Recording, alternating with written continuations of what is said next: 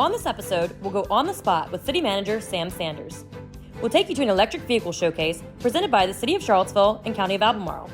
We'll see highlights from the relaunch of Alex-Zan's YOGO in the Ville initiative. We'll visit the police department's annual Youth Police Academy, and the fire department shares important heat-related safety information. We'll take you to Firefly for Green Drinks Cville, a monthly environmentally minded social and networking event. We'll get an important update regarding the Charlottesville Homeowner Assistance Program. We'll visit a Climate Café to keep your cool, featuring the Resilient Together project. And we get to know Whitmore Merrick, a peer support specialist with City's Home to Hope program.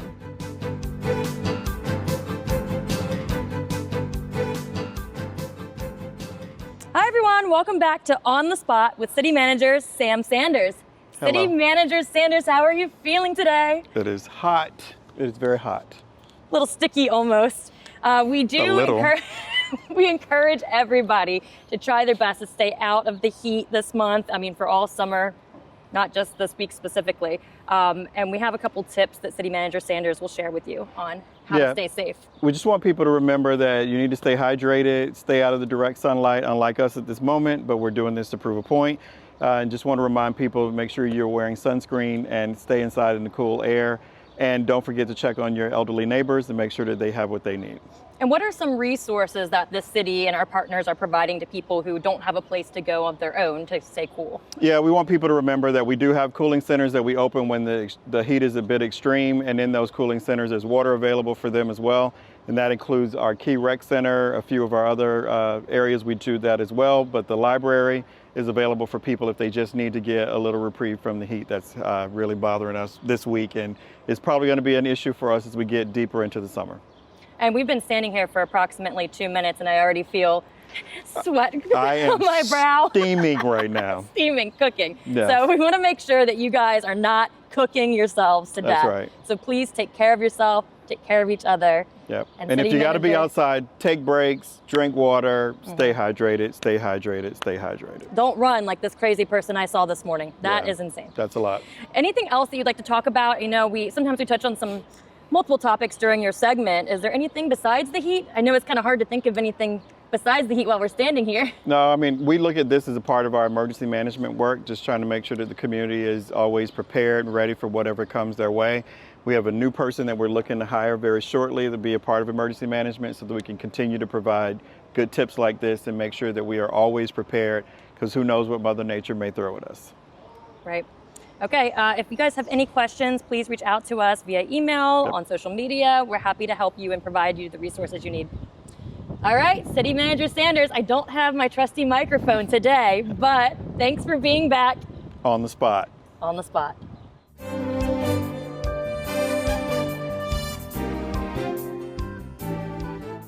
Hi, I'm Trey Biasioli with the City of Charlottesville's Office of Sustainability. We're here at the EV Showcase at the Albemarle County Office Building that we're co-hosting with the County of Albemarle and the University of Virginia. And we're here today to showcase the range of electric vehicles that are available today and how our fleet operators and our crews can go ahead and make use of them and actually enhance a lot of their operations within the city. I'm Jamie Powers. I'm the Climate Action Program Manager for the County of Albemarle, Virginia. And we work closely with the City of Charlottesville on all things climate related. We have, just like the city has, a goal for 2050 to be net zero emissions community. And so one of the important elements of that is our transportation system. I think the future is electric, and this is a really exciting time with everything coming onto market for different municipalities to start thinking about how electric fits into their fleet. Hi everybody, my name's Emily Irvin. I am the Climate Program Manager with the City of Charlottesville's Office of Sustainability. This is my 2024 Nissan Ariya. I went electric about a year ago and I'll never go back. I love driving an EV. It's clean, it's quiet, and it's very pleasant to drive. I charge at home almost all the time. My daily driving is just around the city of Charlottesville, so I never have any trouble having an EV meet my needs. In the city of Charlottesville, our transportation emissions account for about 30% of emissions in our community, and so EVs are part of solving that puzzle, and I encourage you to think about going electric.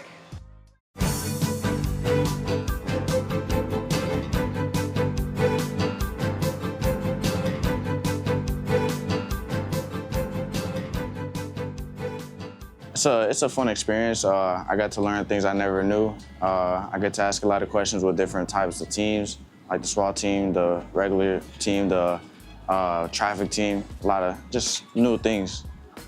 Now, did that change your perception? Like, what did you think about police departments, police officers in general, and how has your perception changed? Well, if I'm gonna keep it a buck, I always had bad experiences with them, so I wouldn't say I liked them, but now I have a different view of them and how they come off and how their lives is, because they're not all the same. They're just human like we are. It encourages me to try this type of field of work. Hopefully I'll stick to it and hopefully it'll happen. Definitely encourage them, enjoy the fun. Just learn something. There's always room to learn, so just learn something. Ask questions, ask a lot of questions. They'll always answer.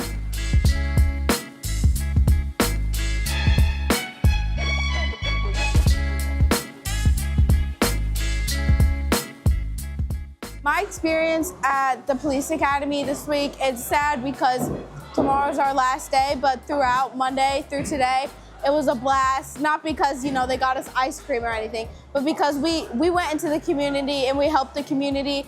And I've only been here for a short amount of time, but I feel like I'm already part of the community because I'm helping so much. And the things that the police academy does is like, they try to get you into the community so we can help the community so nobody feels left out. They want to make sure that everybody still knows that they're human and that they deserve to be respected and be treated like humans. I got the experience to go out and feed the homeless and make food for them and make them feel better. It made me feel like I was doing something good. People put them, it's like how people used to put white and black. They say, oh, people who are homeless are better than people who are homeless. I don't think that's true. I think everybody's human. I didn't think I'd ever get that opportunity besides, I don't know. I didn't think I'd ever get that opportunity. So it was amazing to get that opportunity.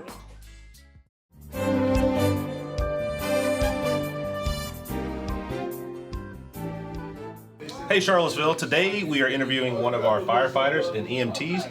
And today we're going to be talking about some heat-related issues. So, I don't know if you've noticed, but it's extremely hot outside.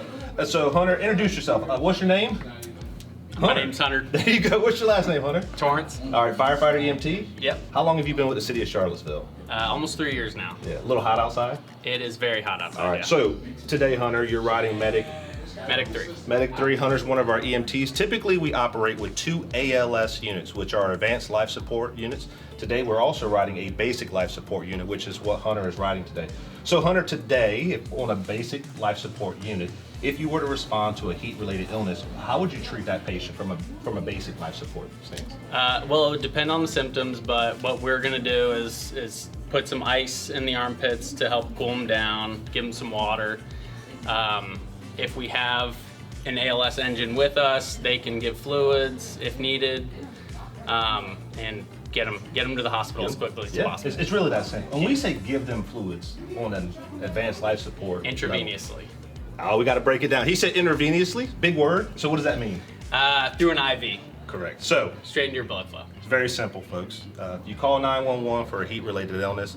Hunter or somebody's going to show up. We're going to put some ice packs under your armpits to cool down the core body temperature.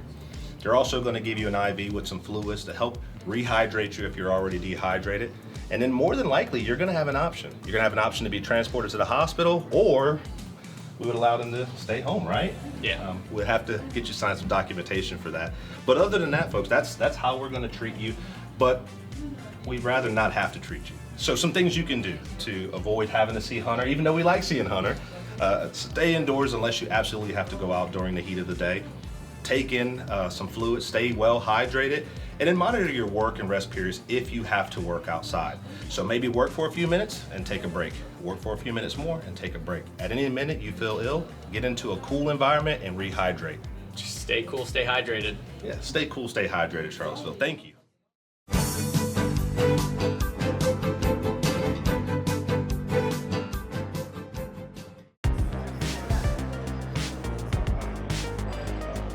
Ever Resilient Together is a collaborative project between the city, the county, and UVA that is designed to help our community think about how we collectively can build resilience to the impacts of climate change. So right now we're in the design phase in which we're asking everyone in our community to think through big ideas to create projects and programs to build community resilience. And so what we've been doing is having big community design nights across the county and the city that invites everyone to come in and brainstorm ideas together and think through the challenges and the solutions that we can achieve some good results. And now we have a community chat kit that you can do in your book club or in your neighborhood with your church group to think through these ideas with your friends and family. We've had really good success with school groups and different committees that have brought really good ideas that we as local government staff might not have thought of otherwise. You do not need a big science expertise to participate. We have a really wonderful resource library that has all the information that you might need to address these challenges.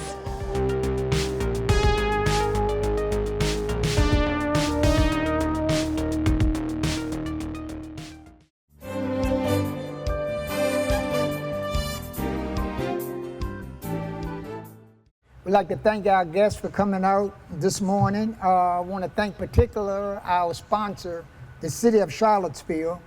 The whole mission is to reduce the culture of violence and provide intervention tools to address negative conflicts.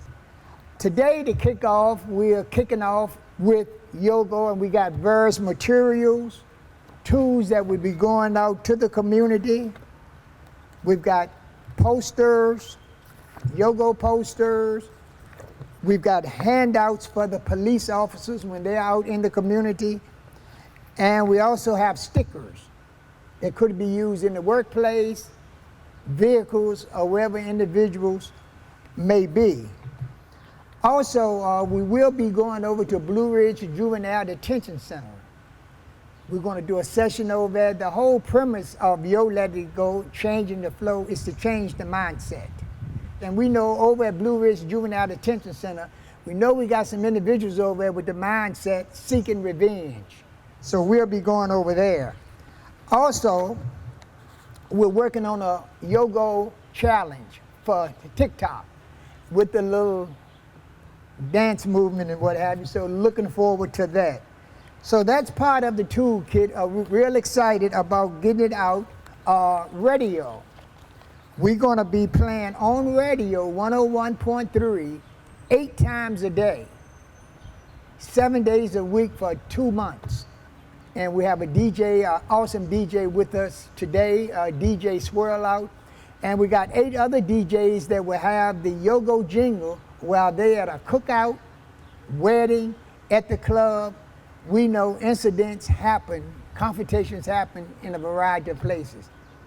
A tool like this, as well as these handouts, stickers, and things of that nature, is super important because as DJs sometimes, and even as people, sometimes we don't understand what we have to do in order to diffuse a situation, or even just, do resolution before it even happens, making sure that the tone is set before we get into our sets or before we step out into the community, whether it's sharing this information on social media or what have you.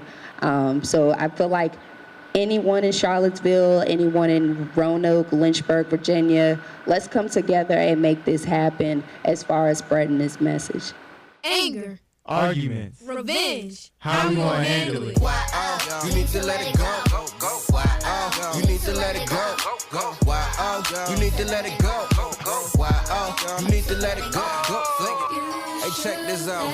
I got a few words from Mr. Alex-Zan. Oh yeah? My man told me, if you don't feed it, it won't grow. And that's how it goes. Let's go, come on. This message is brought to you by Mr. Alex-Zan in the city of Charlottesville in support of 101.3 Jams. I want to salute Alex-Zan for every day of his life looking for a way to make our city better. And if everybody follows his example and everybody asks themselves, what can I do to help? We can solve any problem. And today he says to us, if you feel like you're going to lose your temperature, lose your control, get angry, check yourself, pause, let it go. It's a great message. It applies to everybody in every day of their life. If you think you're going to blow, pause and let it go. So thank you, Mr. Alex-Zan, for yet again bringing a good program to our city to help everybody, not just young people, but everybody learn to control themselves and seek an alternative way to express your frustration.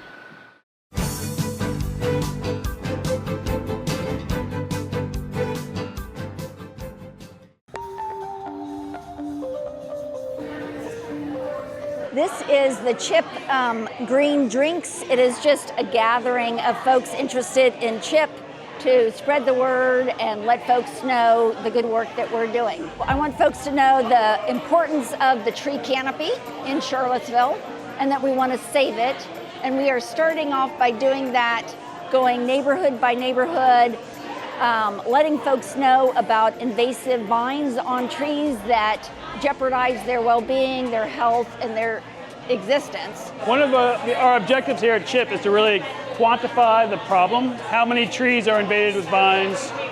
How are we going to go about trying to remove them? How do we educate the neighborhoods? So one method that we are experimenting with is actually mapping each neighborhood and figuring out how many houses, and then going through each house, each block, and counting how many trees have vines and what species they are. What we have here on this table is a series of examples of the kinds of invasive vines that are killing our canopy trees and that we're trying to get a handle on controlling by working with neighborhoods to get volunteers together to go out and cut these things before they kill their trees. What we're talking about tonight is related to community resilience. So when our ecosystems are healthier, they are better able to withstand the impacts of climate change. We don't like vines because they ultimately end up killing the trees. They can get very heavy after several years of being on a tree, and usually they lead to some sort of breakage, some sort of failure, but also these trees that are inundated with vines just become seed sources for more invasion. Saving the trees is important in a lot of ways. Part of it is just with climate change absorbing the carbon in the atmosphere. Part of it is keeping neighborhoods cool, which science has shown when you have a cooler neighborhood, there are better health outcomes. It is easier on electric bills, energy bills. Neighborhoods are cooler aesthetically.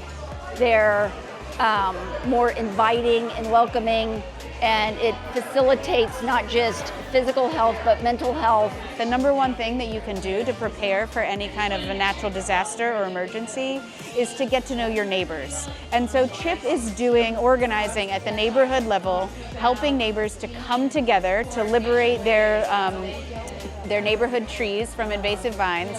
And so when the neighbors are ready to come together to work together for their neighborhood, they will be more ready to come together in the case of some kind of weather event or disaster. Charlottesville, believe it or not, has a climate action plan, and we also have a comprehensive plan. In that plan, both plans, we identify tree canopy as one of our primary objectives. What we're finding is that tree canopy is more or less declining. So we want to preserve what we have. Most of our trees are privately owned.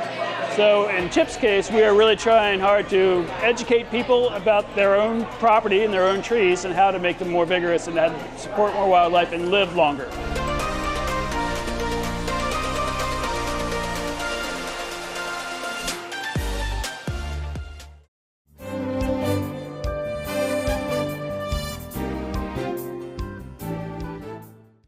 Applications are being accepted for the Charlottesville Homeowner Assistance Program. To promote and preserve homeownership, Charlottesville City Council provides assistance grants to qualifying low and moderate income homeowners. These grants are intended to assist qualifying recipients with the ongoing costs of homeownership. You may qualify for grants of $1,000, $1,500, $2,000, or $2,500 depending on income. The real estate for which the relief is claimed must be in the city of Charlottesville. The applicant must be the owner of the home and reside in the property as of January 1st, 2025. The current assessed value of the home cannot exceed $525,000. The applicant, applicant's spouse, and any co-owners residing in the home cannot own any other real estate. The combined adjusted gross income for all occupants residing in the home for tax year 2024 cannot exceed $62,100. To support your application, you must provide documentation for all occupants residing in the home, as well as a copy of all filed tax returns such as IRS Form 1040, 1040-SR, or 1040-NR for tax year 2024, and a copy of all taxable income statements such as a W-2 or 1099 for tax year 2024 if tax returns have not been filed.